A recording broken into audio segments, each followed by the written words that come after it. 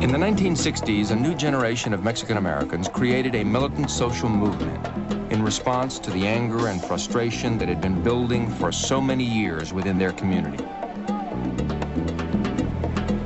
In California and Texas, they demanded humane treatment in the fields where they labored.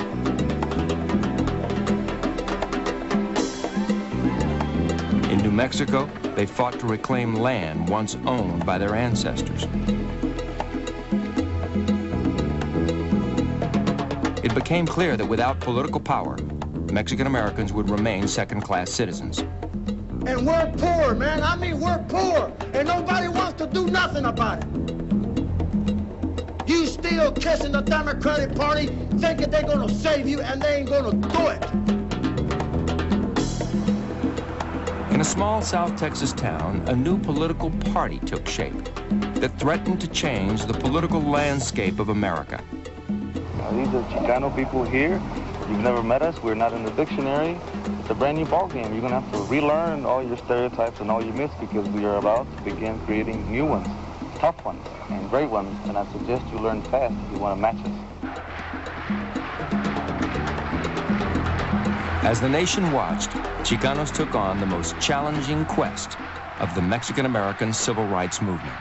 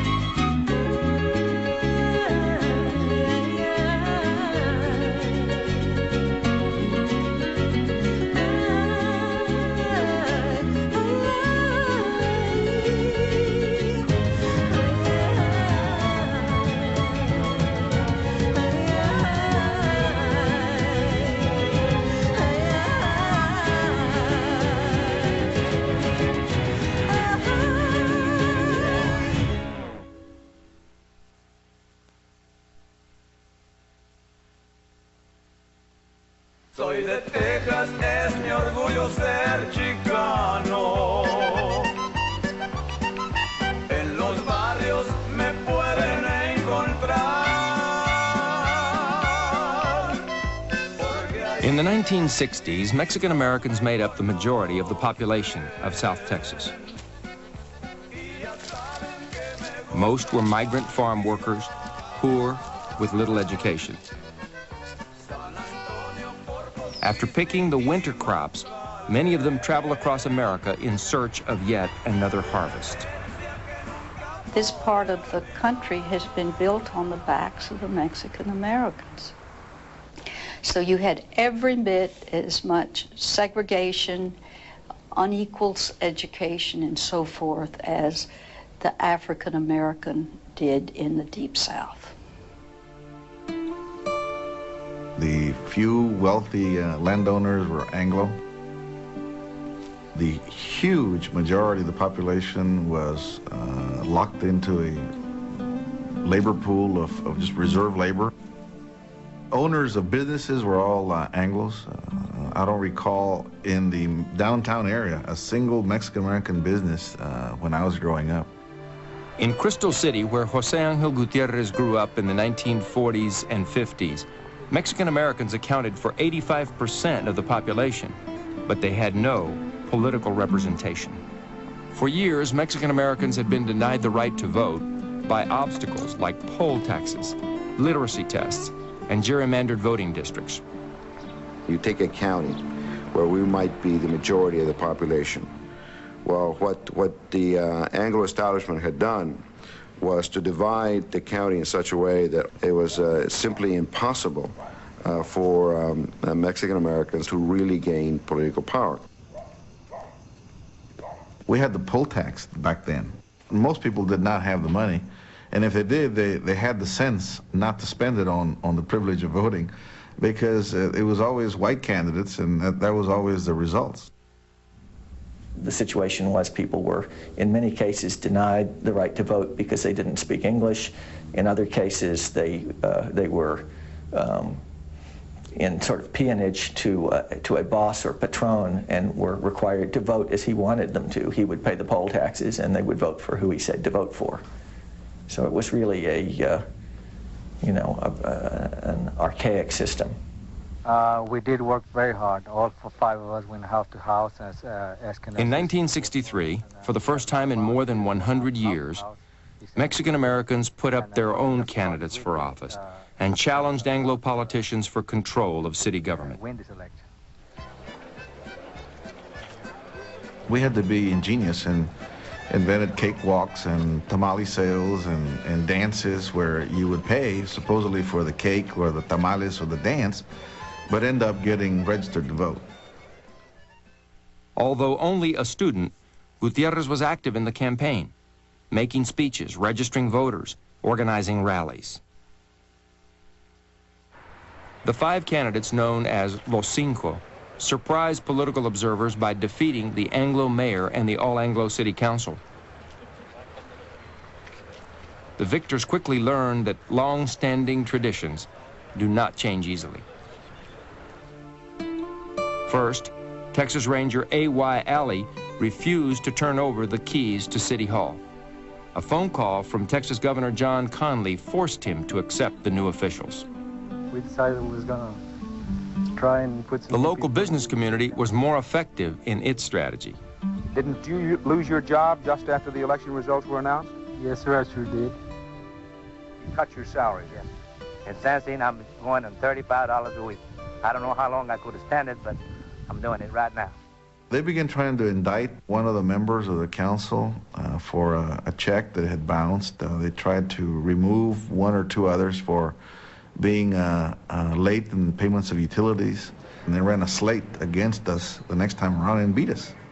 The rise and fall of Los Cinco echoed a long history of conflict between Mexican Americans and the South Texas power structure.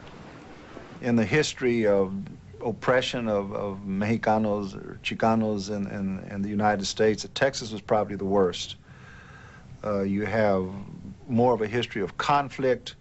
You have more of a history of land grabbing, outright land grabbing. You have more of a history of just outright physical oppression of the Mexican population in Texas. In fact, in the 20s, the New York Times had an editorial that's saying that the indiscriminate killing of Mexicans in Texas had reached the proportions of being a scandal.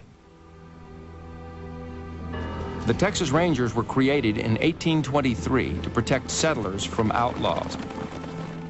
They had a reputation for intimidation and violence toward Mexican Americans.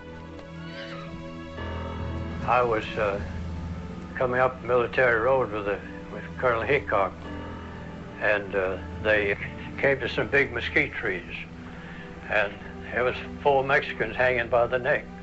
The colonel says, "Peavy, I guess the Rangers have been through here." In the face of this frontier justice, terrorized Mexican Americans were reluctant to fight for their civil rights. Down there, law enforcement was used for private purposes. They were acting as a private police force for some of those farmers down there, employers down in the valley. This is back in what, 69, 70, somewhere in there. And certainly for the years and years before that, no action was brought against the Rangers. They were just a law unto themselves. Ranger Alley and the Anglo Council were back in power. It was business as usual in Crystal City.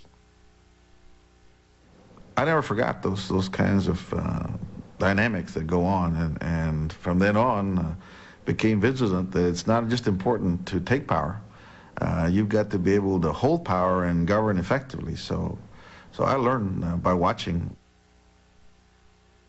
Jose Angel Gutierrez went on to graduate school at St. Mary's University in San Antonio.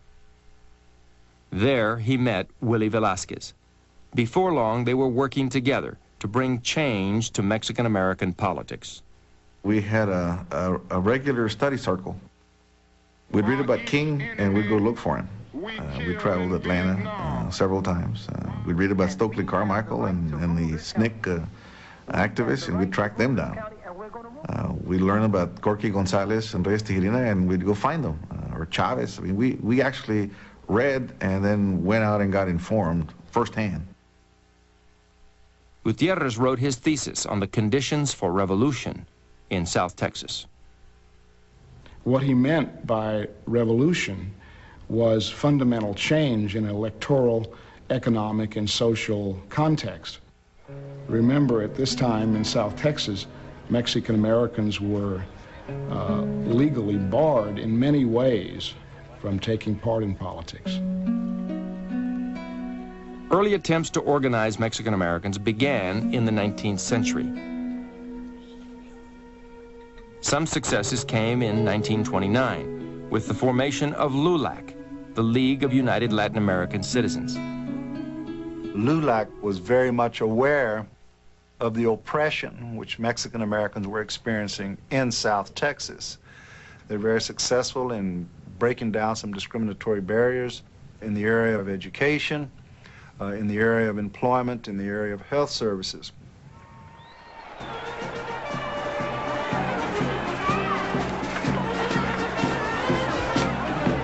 By the mid-40s, Mexican-American servicemen and women returned from World War II, only to find that discrimination was still part of everyday life.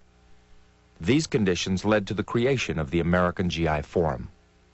What galvanized the organization was an incident where a returning war hero was refused burial in his own hometown by the Anglo mortuary funeral home.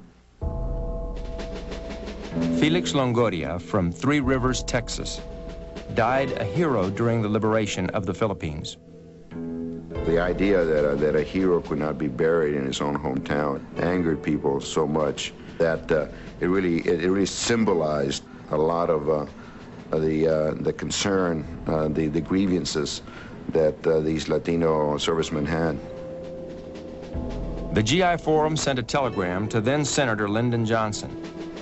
He intervened, arranging for Longoria to be buried with honors at Arlington National Cemetery. Many Mexican Americans remembered Johnson's support at election time. I ask your help in this campaign. In 1960, John F. Kennedy's presidential campaign recognized the potential power of groups like LULAC and the GI Forum and solicited Mexican American voters. John F. Kennedy, candidato democrata a la presidencia, quiere combatir estos males. Es el único candidato que se preocupa. Kennedy was an extremely popular political figure among Mexican Americans, primarily because he was Catholic, and primarily because he capitalized on that Catholicism by reaching out to the Mexican American population, which was something that prior presidential candidates did not do. Political activists formed Viva Kennedy clubs throughout the Southwest. Kennedy won Texas by 20,000 votes. I do not ask you to choose. The state's Mexican Americans voted for him 10-1. Kennedy's election gave Mexican American political activists a newfound sense of power and raised their expectations. But they were soon disappointed. Very small crumbs of the political pie were passed out to the Mexican-American communities. And so there was this disappointment, especially through the 60s, on the part of the Spanish-speaking youth with the democratic lack of fulfillment of promises and intentions.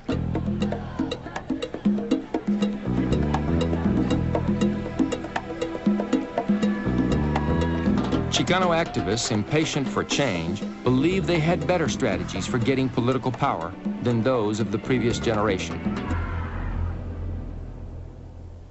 There was a great dissatisfaction building within the community, especially among the youth, over the old line organizations like the GI Forum, like LULAC, who had by this point been reduced to social clubs that did a little. They would go out and they would never really protest anything because they didn't want to compromise their dignity. By 1968, Gutierrez and other students from St. Mary's formed a more militant alternative.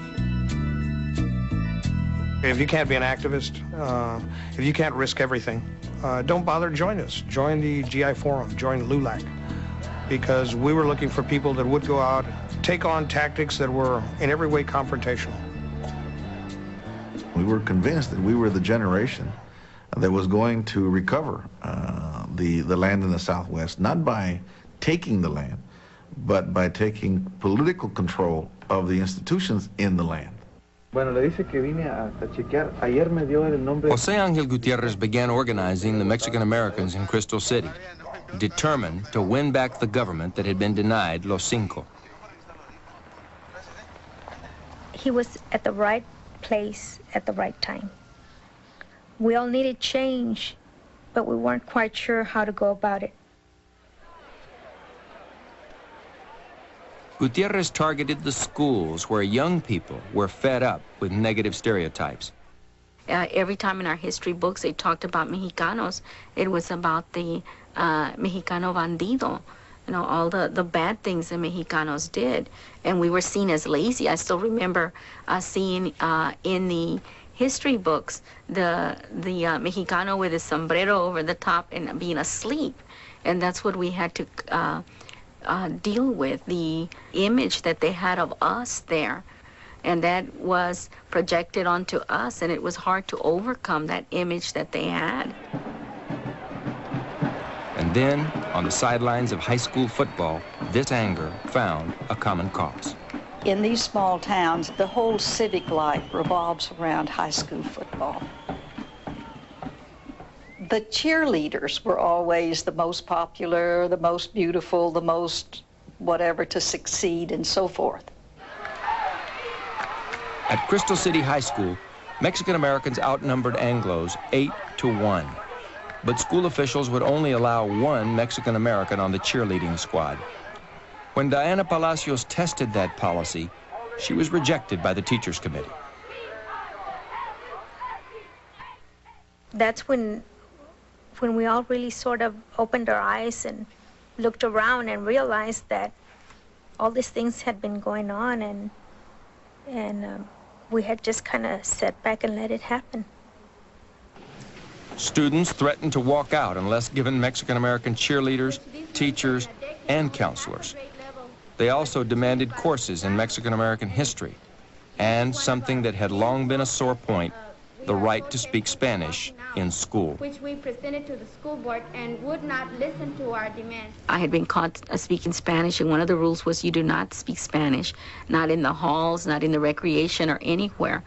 And one of the teachers sent me to the principal's office, and I got paddled. With a boycott imminent, organizers hoped to get parents involved.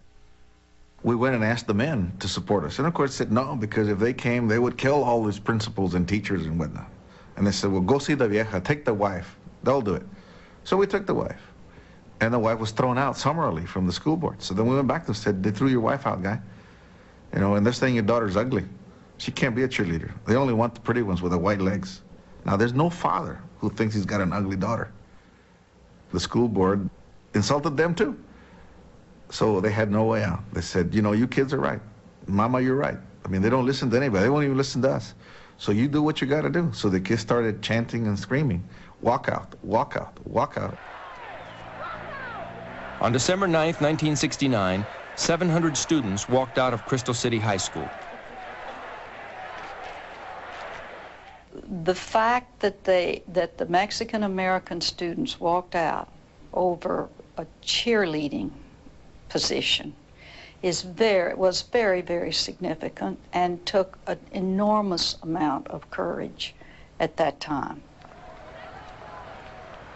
It went directly to the whole hierarchy down there to try to change that around. Representatives of the United States Department of Justice intervened to mediate the crisis. Agreement has been reached between the school board, the parents, and the students. Some of the students have returned to school this afternoon, and it's my understanding that the rest of them will return in the morning. The school board agreed to all of the demands. 3 months later, Diana Palacios was voted head cheerleader of Crystal City's varsity squad.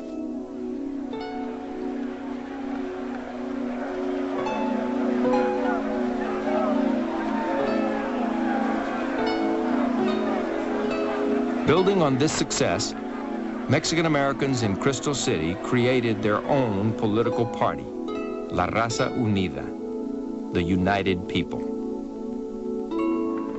We no longer accept the fact that we are powerless and need to be complaining about our powerlessness. We know we're powerful. We know we can be organized. We know we can triumph. We know that our destiny is not tied to holes in the fields, but tied to much greater and loftier goals and levels, if we would only take the step in that direction. La Raza Unida is an example of this kind of step. It was very clear in the minds of everybody there that a political party was important because, you know, we had come to the conclusion that the Democratic Party and the Republican Party were one and the same. You know, it was the same animal with two heads. For the first time since the defeat of Los Cinco, large numbers of Mexican Americans registered to vote in Crystal City. This time, they registered for the Raza Unida party. The party found its greatest support among women. 95% of the people that were registering voters and getting people out to the polls were women. And yet we didn't have a say-so in the decision-making process. We actually had a walk-in to one of their meetings and said, hey, we don't want to be the tamale makers and the workers, and we don't want to be the busy bees, you know, we really want to be part of the decision-making process. And at that time, half the men broke off of Raza Unida, and they said they didn't want to be part of it if the women were going to be involved. The group split because of that. As the party launched its campaign, women proved to be strong organizers. When women came into the party, they fell into this greater context of La Familia de la Raza. So when we organized or went out to recruit people, we went out to recruit wives, mothers, girlfriends, sisters, sisters-in-law. And because of the context of political familism, it was easy for us to recruit women. By participating in the decision-making process, women of La Raza Unida set a precedent that changed the way men and women worked together in the movement. Raza Unida campaigned to take back control of the Crystal City government, working not only to win, but to win decisively. The Raza Unida platform was bilingual education, regulation of public utilities, farm subsidies, an equitable tax structure, all of the issues that appealed to a working class population was essentially the backbone of the Raza Unida platform. So on election day, in April 1970, out of 16 possible races that we could win, in the school board and the city council, we won 15. It was a total wipeout, just about. The business community denounced Raza Unida. The local newspaper led the charge. Raza Unida has brought nothing but hate, distrust, turmoil, and complete financial irresponsibility to our community. The only way to stop this disruptive and destructive force that is attempting to gain complete control over people's lives and livelihoods is to refuse to vote for candidates who are supported by La Raza Unida. The Anglo population reacted with horror and recoiled from this prospect. They, after all, had been at the top of the heap, and all of a sudden the levers of political power were removed, and other people had them. And not only did they have them, but they were almost turning the tables in terms of, as the Anglos perceived it, you know, they were now suffering discrimination. There's about 30 or 35% of the Mexican American here in Zavala County that vote for the Raza, and the other 60 or 70% are not voting or afraid to vote. Why are they afraid to vote? They are afraid of harassment and intimidation. But in fact, Crystal City leaders couldn't stop the Raza Unida party, which was gaining support throughout Texas. In 1972, Ramsey Muñiz, a former football star at Baylor University and an attorney, announced that he would run for governor under the Raza Unida banner. The key to the city, but we just don't want the key. We want the key to the whole state. Ramsey Muñiz was a very attractive candidate. He was very able, he was tireless. I mean, he went out and campaigned day and night. He is what people wanted to be like. He made you proud of being a Mexican American. And he'll tell you, I went to fight for my country. Hell, if we're good enough to die for the country, we're good enough to get an education in this country. At first, the Democratic Party of Texas was unconcerned. I don't think that we took the party that seriously. We didn't think in terms of impact, in terms of numbers, that they were making the strides that they hoped to make, and that it was still important that we address the broad Mexican-American community of Texas to win elections, and that's what we did. The Ramsey Muñiz campaign brought widespread attention to the Raza Unida party. We need to have 67,000 registered voters in the state so that we can get on the ballot. Chapters appeared in Nebraska, New Mexico, Michigan, and Arizona.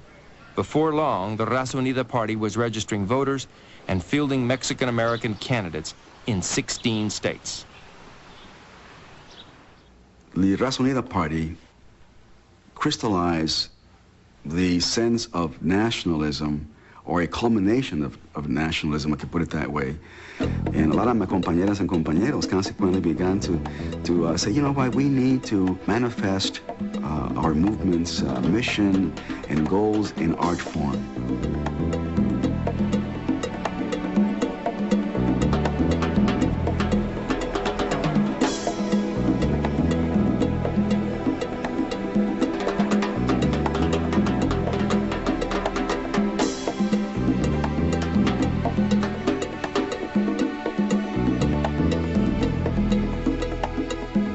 Talking about politics and talking about struggle and power, but we were talking about art form and poetry and talking about writing, you know, and it was a very psychological, liberating force, what I call the decolonizing of our minds. To not only promote an identity of Chicanismo or you know, who we were as an indigenous people, but more importantly, as creators.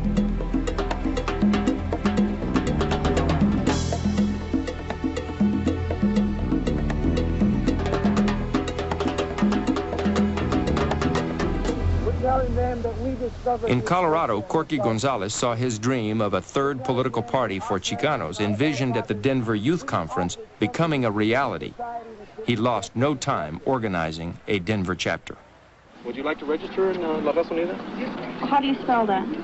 But in Los Angeles, Raza Unida produced division in the Mexican-American community. So that we can get on the ballot. If you've been a Democrat for 50 years, and you've seen the conditions remaining the same for 50 years and nothing ever changes. The idea of leaving the Democratic Party for this new organization was too radical for many Mexican-American voters. But Chicano activists saw it differently. We can start working to elect our own things, elect our own candidates. It takes you about a minute to register. The positives were that for the first time we had our own party. On the negative side, however, was what happened with Raul Ruiz and Richard La Torre electoral campaign in Los Angeles, which was pitting Mexican against Mexican. We're tired of everybody saying it's not our jurisdiction. Assemblyman Richard Alatorre was the incumbent. And the reason that we ran in this race was primarily to challenge the Democratic Party. Raul Ruiz, a young college professor, was the challenger. All poor urban people are going to vote Democrat. And if Raul Ruiz was a Raza Unida candidate. And the party, the Democratic Party, had not historically been responsive to our needs. So we knew the need. I mean, we saw the logic and the virtue in taking on another Chicano Democrat. The idea of a third party was particularly offensive to those of us who had been working for change within the Democratic Party or the Republican Party. Young people were much more open to the idea of a third party, of an ethnic party, than some of us who had been around, and sort of the GI Forum, LULAC folks. Ruiz lost, but his Raza Unida campaign took a substantial number of votes from the Democratic Party. For the first time in decades, a Democrat had lost to a Republican in the 48th Assembly District of Los Angeles. Do you feel that the Mexican American is going to desert the Democratic Party this time around? Not at all. I don't think so. Why should they? Democratic Party is the only party that's ever done anything for the Mexican Americans. You might know that. Vital government services controlled and provided by what is Many Mexican Americans argued that the Democratic Party hadn't done enough. On the City Council of Los Angeles, made up of 15 members, not a single Chicano. Of the 5 members of the County Board of Supervisors, there has never in its 100-year history been a member from a minority community. The state legislature numbers 120, yet you will find only 2 Mexican Americans, both in the lower house. We have no U.S. senator in Congress, and only a single congressman sits in the House of Representatives. Established Mexican-American politicians were part of the problem in the eyes of young Chicanos.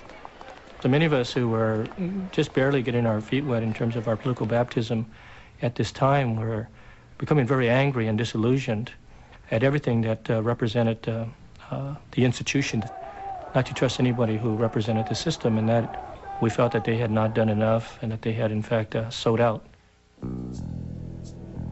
Back in Texas, Jose Angel Gutierrez and the Raza Unida grew increasingly militant. We recognize that the barriers to our integrating into the society and to uplifting ourselves is the gringo who's put the barriers, who makes us, drop out of school, who keeps us in bad health, who doesn't pay us good wages, who prohibits our unions, and so on and so on and so on. So until we get rid of those elements, we're not going to progress. We're not going to be free. So yes, the gringo must go. An Anglo group called the Citizens Committee denounced Gutierrez. He has advocated publicly the killing of gringos. Does this mean only a certain age group of gringos? Or does it extend to the children, too? At what age does one draw the line? Where does the insurrection begin? Henry B. Gonzalez, the first Mexican-American from Texas elected to Congress, also had something to say. As having a responsibility to smoke out and to expose these false and mistaken voices of hatred. I feel that I fought against those in the majority who were preaching the same hatred 12 years ago in a different context, that I have the same responsibility to expose it among the minority, even if it is the minority from which I emerge. That became the central part of my life, to be a militant, to be an activist, to be radical in the design of solutions. Because if you're anything less than radical, if you're just simply moderate, you're part of the problem. And certainly if you're not engaged and involved, then you are the problem. Gutierrez's friend Willie Velasquez from St. Mary's days left Raza Unida to pursue the more moderate strategy of voter registration within existing parties. We as people trying to get people elected. He was opposed to the notion of the creation of a third political party that was specifically set up for Mexican Americans. So for him it was a very tactical kind of choice of saying that's not going to work, and that's why we can't go towards a third political party.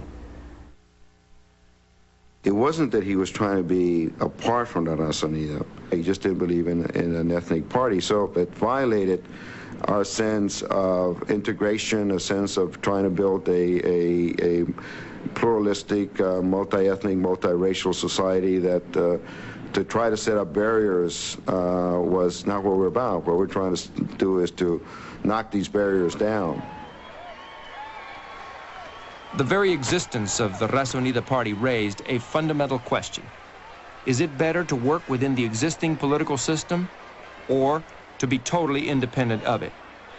The very people that are in those buildings, they're all on welfare. Corky Gonzalez believed that to have a real voice in politics, Mexican Americans needed their own party. My feelings were of having a party that would serve its people, not a party that is serving a governor or serving some senator or serving the president of the United States, to serve their people. We've had civil rights legislation for many years now, but we have also had so many amendments to it that they're not worth the paper written on. Corky Gonzalez was adamant that there was nothing to be gained from supporting Democrats or Republicans. Despite his past rhetoric, José Ángel Gutiérrez saw value in the possibility of forcing concessions from the Democrats and Republicans. He believed Raza Unida votes could be used to gain leverage within the two major parties. People who run for office need to be asked, what you going to do for me and what have you done lately, as a prerequisite before giving my vote. Richard Nixon and George McGovern were no different. We asked them those questions then. It isn't going to be a good country for any of us to live in. We didn't want to be attached to Republicans or Democrats.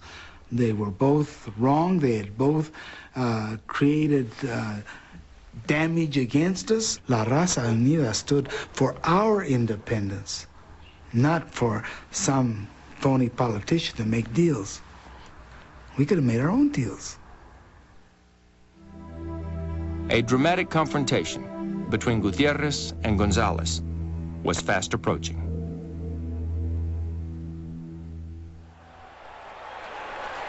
(1972), a presidential election year.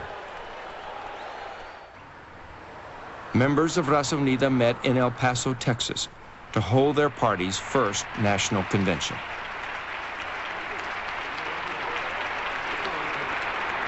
For me, the eye-opening experience was that there were Chicanos all over the country. I mean, places that we typically didn't think in those days you would find Chicanos. And I think for the most part, we were just excited about the fact that we actually had a convention that we were going to. This was a real political party. And for a lot of us, it was educational in the sense that most of us had no clue about how, a political convention works. We knew the word delegates, but we didn't necessarily know what that meant in terms of a convention.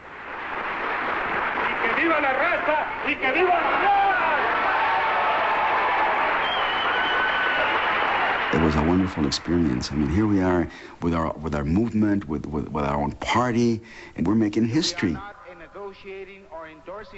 Unfortunately, we had not reached all of our people. I mean, even our own families, we had a lot of confusion about why Chicano, for example? Why call yourself Chicano, We were Mexicano, right? And we had to explain to our own families why we were Chicano. And we were Chicano because we were proud to be Mexicans, We were proud of our cultural heritage. We were proud of our indigenous roots. That's what Chicano meant to us. It was a very exciting moment in my life, and it was a very scary moment too in many ways, because by that time we knew that there were dangers out there. We knew that the party was a definite threat as perceived by those in power. A brief announcement: there is a press conference going on, I understand. We know that the party was under surveillance by the CIA and the FBI. They feared a separatist movement. Analogies were drawn between the Raza Unida party and the separatist movement that was going on in Canada at the time. People feared that we would somehow form an alliance with Mexico, and that Mexico would somehow then come and claim its land back from the United States, and the Raza Unida would be the instrument by which that claim would be made. People simply feared the rise of radicals to power. We'd been called everything communist, and people believed it. Even your own families in some cases thought that you were some kind of lunatic, some kind of radical. And then there was the personal things like people who threatened both in the mail and in the phone at all hours of the day and night, who'd call and, you know, basically say they were going to get rid of you somehow.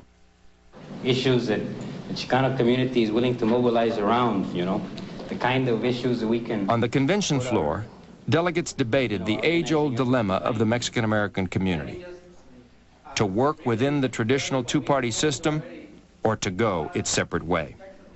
To me, La Raza Unida was a dream of an independent party, of people that believed alike, who were not represented by either Republicans or Democrats, and that we would make our own decisions about our own needs. All in favor, raise your hand.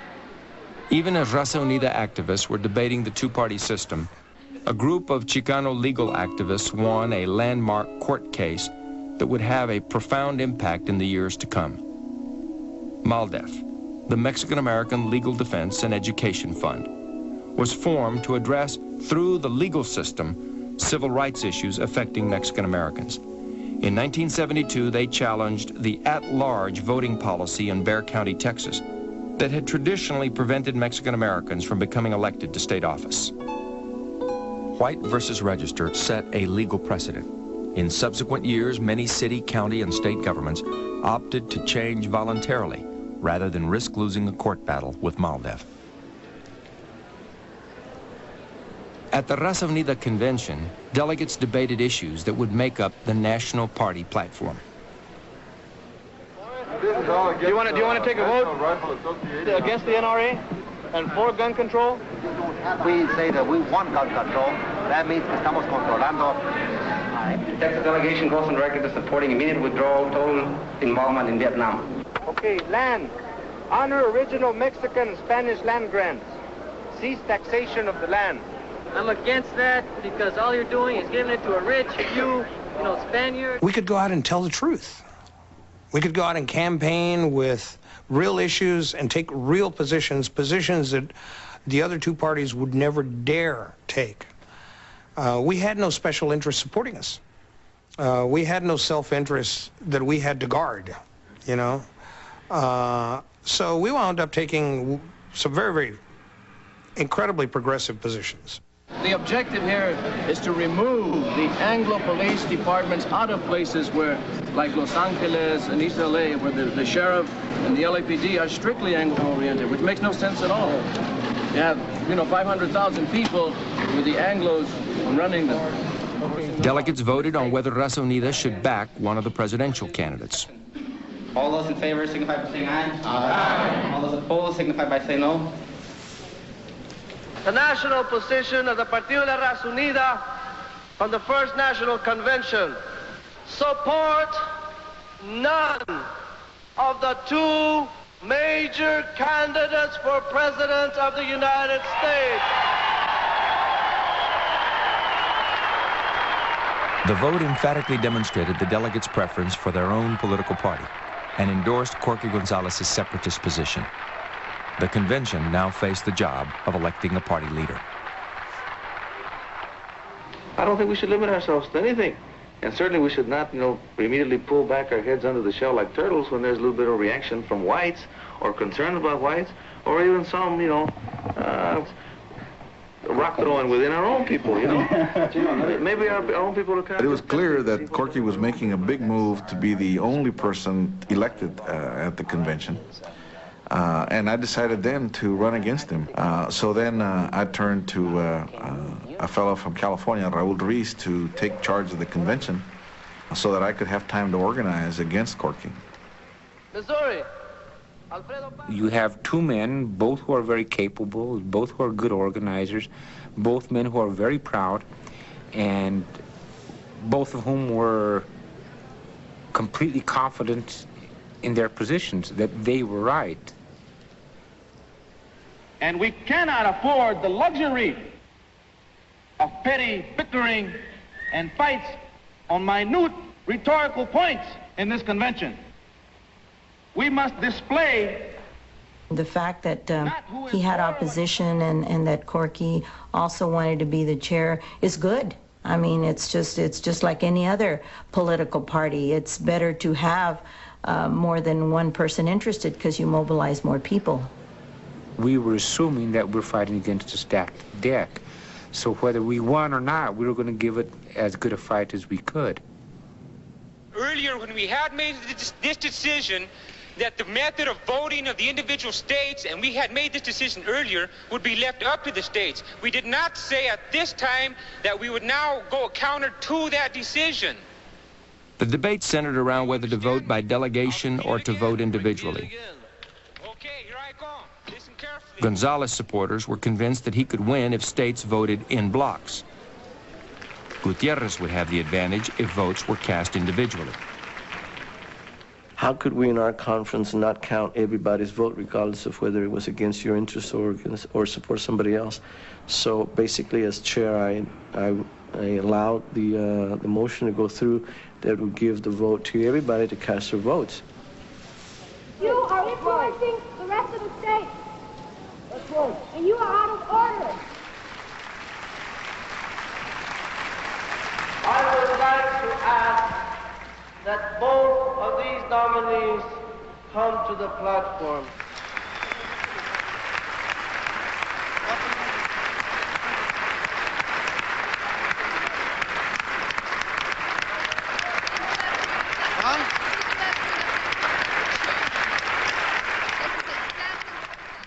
The California vote was split, and as I recall, there was even a half a vote someplace, and God knows how we got to half a vote. But anyway, we did. California cast 17.5 votes for Jose Angel Gutierrez, 48.5 votes for Rodolfo Corky Gonzalez.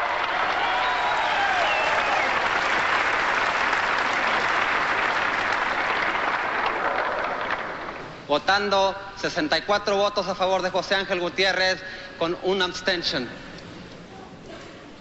256 and 1/6 vote for José Ángel Gutiérrez. José Ángel Gutiérrez is the new chairman.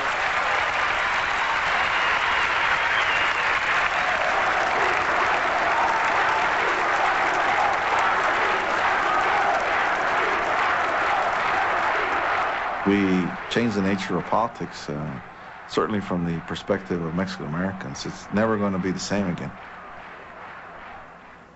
The fact that we said it was okay to take power and to control your own destiny were pretty radical thoughts then. Now it's pretty much accepted, which means we won on that one. Our people are awakening and their eyes are opening. 2 months later, Ramsey Muñiz lost the governor's race in Texas to Democrat Dolph Briscoe. But by receiving more than 200,000 votes, Muñiz denied the Democratic Party a majority for the first time in the 20th century. When the Mason, do you think you're going to win? Les digo, I've already won. Look at this right here. He got about 250,000 votes in 1972 against Briscoe and almost caused Briscoe's defeat. They counted that race till very late at night. By golly, that was close that night, and he almost pulled off what I think was the plan, and that is, if we can't win, we're not going to let the conservative Democrat win. 6 months after the convention in El Paso, an FBI memo called for tighter surveillance of Corky Gonzalez's crusade for justice. Denver authorities believed that crusade members were armed and dangerous. On March 17, 1973, over 230 Denver police officers surrounded the Crusade for Justice headquarters. Within minutes, a confrontation erupted, lasting for over an hour and a half. Police killed a 20-year-old Crusade member.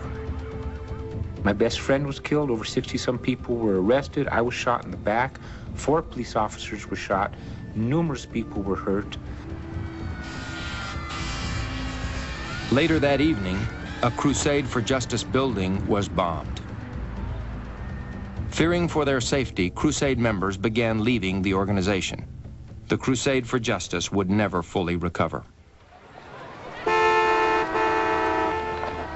In Texas, Raza Unida continued to field candidates with little success. By 1974, the South Texas town of Crystal City was the last stronghold of the Raza Unida party. Despite its short life, the Raza Unida party succeeded beyond most expectations. It brought inspiration to a generation of political activists who went on to organize within the Democratic and Republican parties. It introduced to the American public a brand new generation of leadership. I think it destroyed forever the stereotype of an apathetic, passive people that were afraid to speak out. Among those influenced by Raza Unida was Willie Velasquez. In 1974, he created the Southwest Voter Registration and Education Project, which encouraged many Mexican Americans to register to vote. In the years that followed, Velasquez worked with the Mexican American Legal Defense and Education Fund to challenge voting laws and policies that kept Mexican Americans from political power. It is an interesting period because it is a time when people of Hispanic descent are beginning to mobilize their strength and are beginning to have impact in the American political process. During the next 2 decades, more than 2 million new Latino voters were registered. In 20 years, there would be almost 5,000 Latino elected officials in the United States. Half would come from Texas.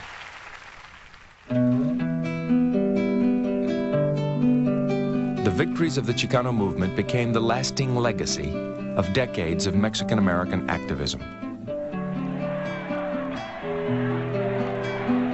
The United Farm Workers made Americans aware of the plight of workers who brought food to their table and inspired labor activists in the cities.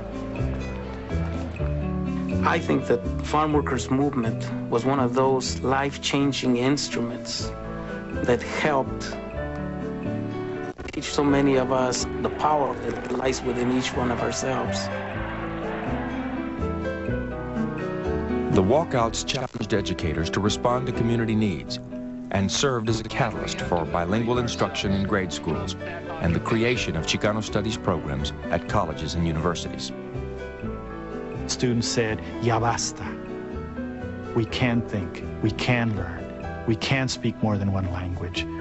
We can read, we can write, we can go on to college, we can be professionals. We can contribute not only to this society but to our communities in ways that teachers have told us we can't do in the past. A generation of Mexican-American artists, writers, poets, and musicians reclaimed their heritage and gave new definition to American culture.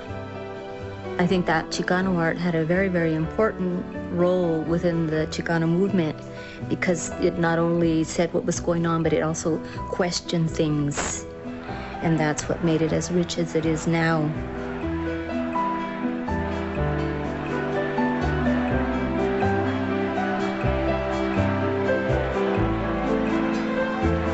We were young, demanding civil rights, demanding our place in society, demanding access to education, demanding all of the things that we were entitled to as citizens of the United States, as human beings.